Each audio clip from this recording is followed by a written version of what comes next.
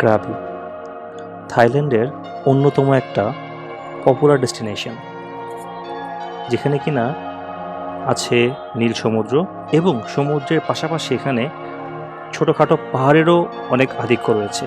কিন্তু সব কিছুর বাইরে ক্রাবির যে জিনিসটা আমার কাছে সবচেয়ে বেশি ভালো লেগেছে সেটা হচ্ছে গিয়ে এখানে মুসলমানদের অনেক আধিক্য রয়েছে, যার কারণে আমার কাছে একটু ডিফারেন্ট ফ্লেভার লেগেছে ক্রাবিতে। আমার ভালো লেগেছে। আমার খাওয়া দাওয়ার ক্ষেত্রে কষ্টটা খুবই কম হয়েছে, কারণ এখানে হালাল বা হারামের জন্য আমাকে আলাদা আলাদা করে বাদ বিচার করতে হয়নি, আলাদা করে খুঁজতে হয়নি। আমি মোটামুটি নিশ্চিন্তে খাবারের দোকানে গিয়েছি এবং খেয়েছি। রাস্তাঘাটগুলো খুব চওড়া ছিল, পাহাড়ি উঁচু নিচু আঁকাপাকা রাস্তা ছিল। এবং আমার আজকের পর্বটি হচ্ছে গিয়ে আমি কিভাবে ফিফি থেকে ক্রাবিতে আসলাম এবং ক্রাবিতে আমার প্রথম দিনের ব্যাপারে। তো কথা আগে না বাড়িয়ে চলুন আমরা শুরু করে দিই।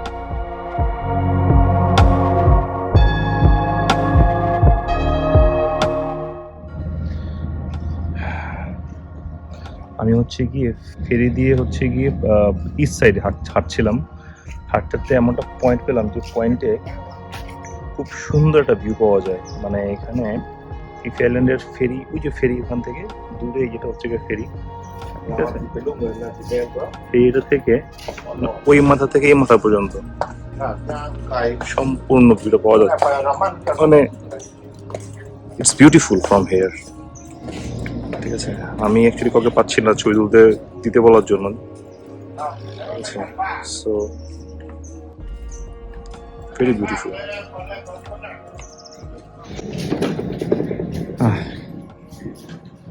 সকাল সকাল হাঁটতে বেরোলাম। হাঁটতে বেরোছিল 1 ঘন্টা আগে। বেশ কয়েকটা ড্রোন শট নিলাম। গতকাল হচ্ছে গিয়ে ফিফি আইল্যান্ডের যে ফেরিটা আছে, ফেরির যে বিচটা, ঠিক সেই বিচের অপোজিট বিচের সাথে হচ্ছে গিয়ে আমার হোস্টেল। সো ওখান থেকে হচ্ছে গিয়ে আমি ওই বিচটা কভার করেছিলাম গতকাল ড্রোন দিয়ে। আজকে হচ্ছে গিয়ে এই সাইডে বিচটা কভার করলাম।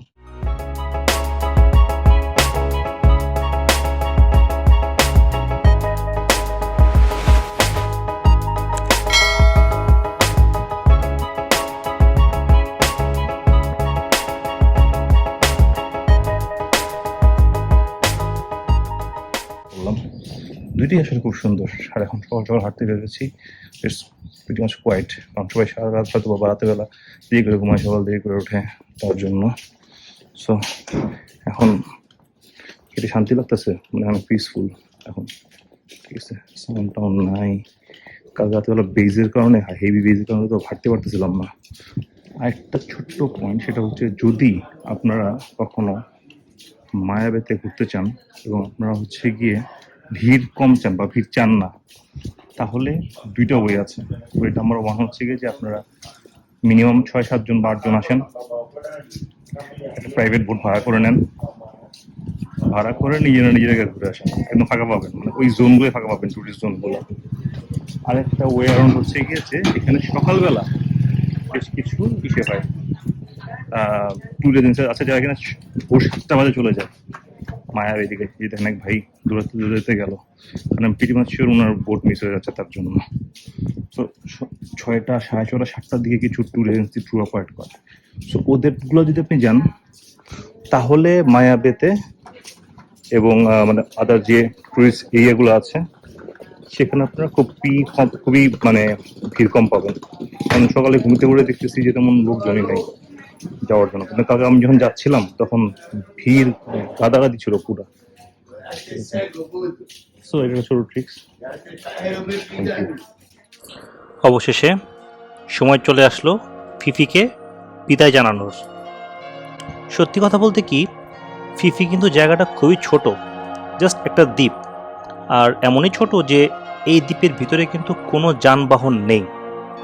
এবং আমি যে কয়েকজনের সাথে কথা বললাম, বেশিরভাগ লোকজনদেরকেই দেখলাম যে যারা কিনা ফিফিতে সাধারণত থাকেন না, তারা যেটা করেন যে ফুকেটে থাকেন, ফুকেট থেকে একটা ডে লং ট্যুর নিয়ে তারা ফিফিতে এসে আরও কিছু আইল্যান্ড ঘুরে চলে যান। কিন্তু আমার কাছে ফিফি খুবই ভালো লেগেছে। এখান থেকে আমি খুব কাছাকাছি কিছু একেবারে ক্লিয়ার পানির বিচ এক্সপ্লোর করতে পেরেছি। নাম্বার 2, ফিফি থেকে আমি যদি কোনো আইল্যান্ড হপিংয়ে যাই, ফিফি থেকে কিন্তু আইল্যান্ড হপিংগুলো বা আইল্যান্ড ট্যুরগুলোর প্রাইস খুবই কম। যেমন আমি ফিফি থেকে 500 বাতে আইল্যান্ড হপিংয়ে গিয়েছিলাম, যেটা কি না আমি দেখলাম যে ক্রাবিতে বা ফুকেটের প্রাইস ডাবলেরও বেশি। এসবের বাইরে যদি আপনি চান যে হ্যাঁ আমি হচ্ছে গিয়ে নিজের মতো করে বোট ভাড়া করে আমার মন মতো ডিফারেন্ট আইল্যান্ড এক্সপ্লোর করব, যে হ্যাঁ আমি হচ্ছে গিয়ে একা যাব না, সেটাও কিন্তু ফিফি থেকে অনেক কম খরচে পসিবল। এখান থেকে আপনি হয়তো বা 2000 বা 3000 বা 4000 বাদ নিয়ে একটা এন্টায়ার নৌকা রিজার্ভ করে নিতে পারবেন। বোট রিজার্ভ করে আপনি আপনার মতো যে আইল্যান্ড আপনার যেতে মন চায় আপনি সেই আইল্যান্ডে ট্রাভেল করতে পারবেন। সো এটা হচ্ছে কি আপনি ফিফি থেকে সুবিধা পাবেন। আর আপনার হোটেল রুম থেকে এত কাছে নেচার, ক্লিয়ার ওয়াটার, সুন্দর সুন্দর পাহাড়ের মধ্যে সুন্দর সূর্যোদয়, সূর্যাস্ত, এই জিনিসটা না আসলে ফিফিতে সবচেয়ে বেশি অ্যাভেলেবেল। এটা অ্যাকচুয়ালি যারা না থাকে তাদের জন্য অ্যাকচুয়ালি বোঝা খুব মুশকিল যে তারা কি মিস করছে। সো আমি বলবো যে আপনি যদি আপনি আসেন এখানে, অ্যাটলিস্ট এই সানসেট সানরাইজের যে ফ্লেভারটা, পাহাড় দিয়ে ঘেরা একটা ভাইব, একটা নেচারের যে ভাইবটা পাওয়ার জন্য হলো আপনি ফিফিতে অন্তত একটা রাত থাকেন। আর এসবের বাইরে যদি আপনি পার্টি লাভার হন তাহলে তো কোনো কথাই নেই, কারণ হচ্ছে কি ফিফিতে প্রতিদিন রাত্রেবেলা কোনো না কোনো পার্টি চলতেই থাকে। ফিফিকে বলা হয় একটা পার্টি আইল্যান্ড। সো যারা কিনা পার্টি খুব পছন্দ করেন তাদের জন্য ফিফি খুব সুন্দর একটা জায়গা।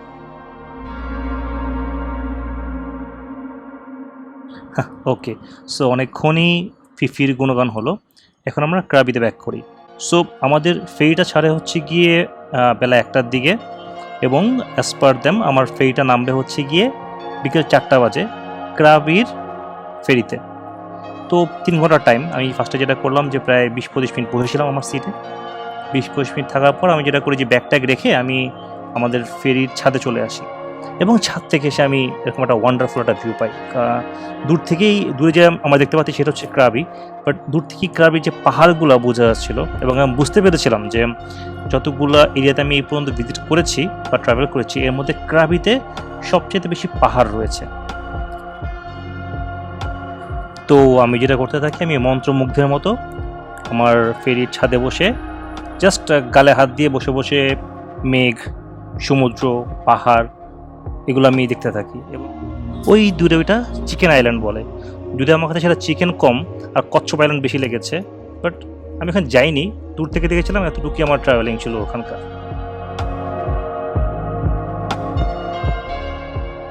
থাইল্যান্ড ট্যুরের সবচাইতে বড় ভিলেনকে জানেন? সেটা হচ্ছে কি বৃষ্টি। আমি আমার 11 দিনের ট্যুরে জাস্ট একদিনে বৃষ্টি পেয়েছিলাম, এবং সেটা ছিল আজকের দিনে। তাও কখন?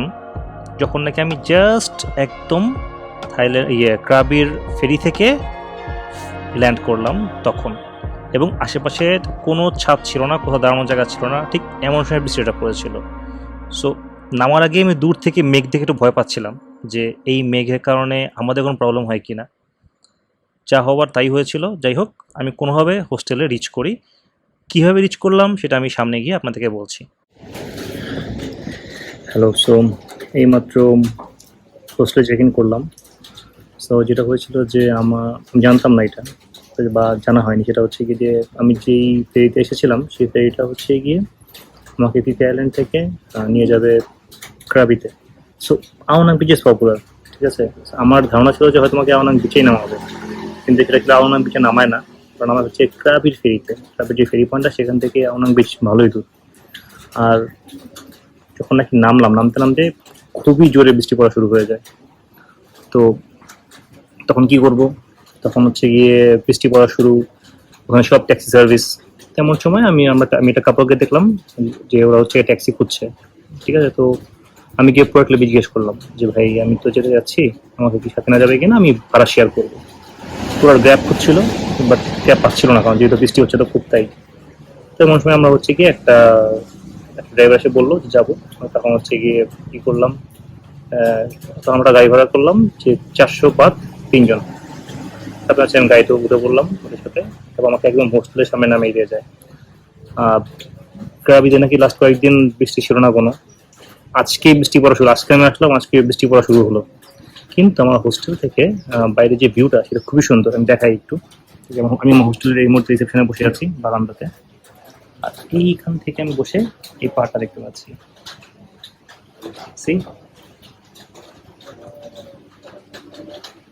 এটা হচ্ছে আমার হোস্টেল রিসেপশনের ভিউ। সো ক্ষুধা লেগেছে, স্টাইলটা কমলে যাবো, দেখি কোথায় যাওয়া যায়। তো দেখি এক্সপিরিয়েন্স তো পাবো, তো শেয়ার করবো। Till then, bye bye. ভাই যত যাই বলি, যখন ক্রাবিতে নামি তখন হচ্ছে গিয়ে বৃষ্টি পড়ছিল। সো আমি বলছিলাম যে মানে ওয়েলকামিংটা ভালো ছিল না, কিন্তু টিল নাম আছে ক্রাবিটা খুব ভালো লাগছে, কারণ প্রচুর ঠান্ডা। মানে ঠান্ডা বলতে কি, মানে কাম, অনেক চুপচাপ এরিয়া। আমি যেখানে আছি অন্তত সেই জায়গাটাতে রুম থেকে বেরোই পাহাড় দেখতেছি, সামনে পাহাড়, পিছনে পাহাড়, সুন্দরের সুন্দর ভিউ। অ্যান্ড একটু খাওয়া দাওয়া করলাম, ভালো লাগলো। একটু পরে আওনাং বিচে যাবো, বাট এখন পর্যন্ত ভালো লাগতেছে জায়গাটা, কারণ হ্যাঁ ঘুম প্যা পুচাচু নাই, বেশি পার্টি শার্টি নাই, ঠিক আছে। আমি জানি না ওদিকে পার্টি আছে কিনা, বাট সম্ভবত এটা ক্রাবি, ফুকেট আর ফিফি, এই তিনটার মধ্যে সবচেয়ে চুপচাপ হচ্ছে গিয়ে ক্রাবি এরিয়াটা, কারণ সম্ভবত এখানে মুসলিম বেশি, তাই। তো এই তো এই আমার হোস্টেল, ঢুকে যাই এখন। Till then, bye bye. তো খাওয়া দাওয়া শেষে কিছুক্ষণ রেস্ট নিয়ে আমি যেটা করলাম যে বিকালে হাঁটতে বেরোলাম ক্রাবি বা আওনাং অংশটাকে এক্সপ্লোর করার জন্য। আমার কাছে ভালো লাগছিল, কারণ চওড়া রাস্তা, চওড়া ফুটপাথ এবং হচ্ছে গিয়ে কাইন্ড অফ ফ্যামিলি ভাইব, মানে খুবই পরিষ্কার পরিচ্ছন্ন। এবং আমি ফার্স্টে মসজিদও পেয়েছিলাম, একটা মসজিদ দেখা পেয়েছিলাম, মসজিদটা খুবই সুন্দর ছিল। আমার কাছে শীতে একদম ভালো লাগছিল। ক্রাবিতে আসে অন্যরকম ভালো কাজ করতেছে, কারণ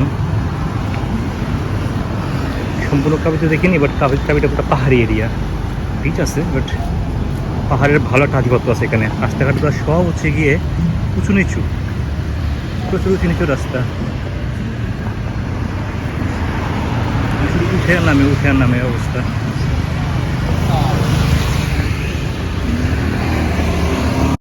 তো সেদিন সন্ধ্যাটা আমি কাটাই হচ্ছে গিয়ে আওনাং বিচে, এবং আওনাং বিচের সানসেটটা না একটু ডিফারেন্ট ছিল।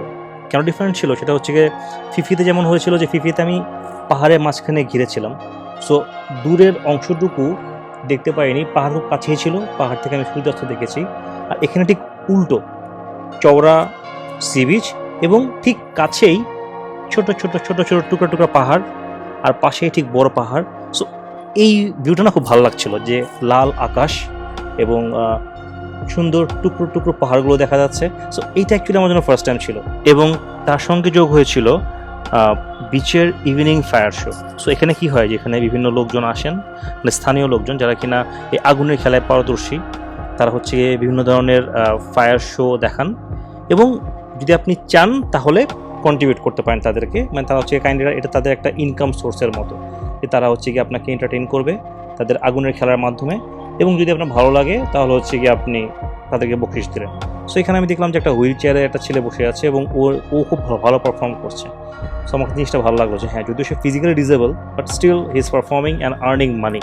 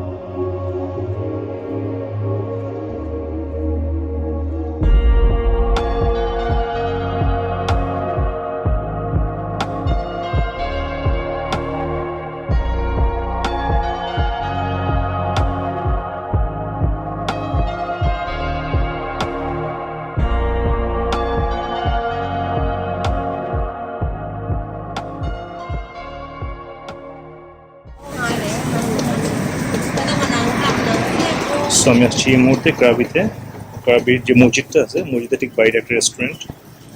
এখানে খাওয়ার প্রাইস খুবই কম, মানে 20 বাত। একটা হচ্ছে গিয়ে বিফ সাসলিক, আর চিকেন সাসলিকের মতো। গার্লিক ব্রেড হচ্ছে 10 বাত মাত্র, মানে 30 টাকা, 60 টাকা 30 টাকা, মানে worth it। এখানে কিছু আইটেম আছে চিকেনের, 20 টাকা করে সব পিস। ইনফ্যাক্ট এটা হাইটাও 20 টাকা, রাইট, চিকেন ফ্রাই 20 টাকা করে। আমি একটা অর্ডার দিয়েছি। আমি অর্ডার দিয়েছি একটা পিৎজা স্টেক অর্ডার দিলাম পিৎজা স্টেক বানাচ্ছে thank you yeah thank you so এটা খাবো আর হচ্ছে তো একটা থ্যাংক ইউ ভাই 20 টাকায় যে টেস্ট মানে 20 বাত 60 টাকায় একটা চিকেন ফ্রাই 20 বাত 60 টাকা একটা বিফ সাসলিক 20 বাত 60 টাকা মাংসটা রাবারের মতো নরম ছিল যদি কখনো ক্রাবিতে আসেন আমি লোকেশনটা বলে দিই ক্রাবিতে একটা মসজিদ আছে অনেক বিচের এখানে মসজিদের ঠিক সামনে আপনারা বসেন মানে আমি অন্য কিছু খাওয়ার জন্য বেরোছিলাম কিন্তু আমার 60 বাত মানে 120 টাকায় যা খাওয়া হয়েছে তাতে আমি কম খাই বাট আমার আরও খাওয়া পড়বে 120 টাকায় ওয়ার্থ ইট 120 টাকা তো আরও কম পড়বে অবশ্য ঠিক আছে সো আমি খাওয়া কন্টিনিউ করি থ্যাংক ইউ তো খাওয়া শেষে ভাবলাম যে একটা জুস খাই তো পাশে হচ্ছে একটা জুসের দোকান ছিল যেখানে হচ্ছে গিয়ে পুরো সামনেই ডিফারেন্ট ফলগুলো অ্যাড করে একটা মিক্সড ফ্রুট জুস বানিয়ে দিবে সো আমার কাছে জিনিসটা খুবই রিফ্রেশিং লেগেছিলো বা মনে হয়েছিল যে এখন আমি একটা অর্ডার করেছিলাম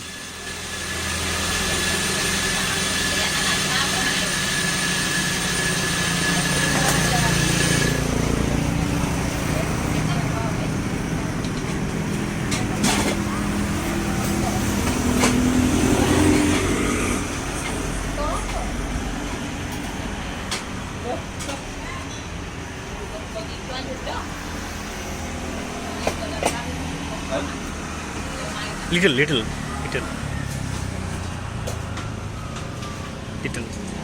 yeah fine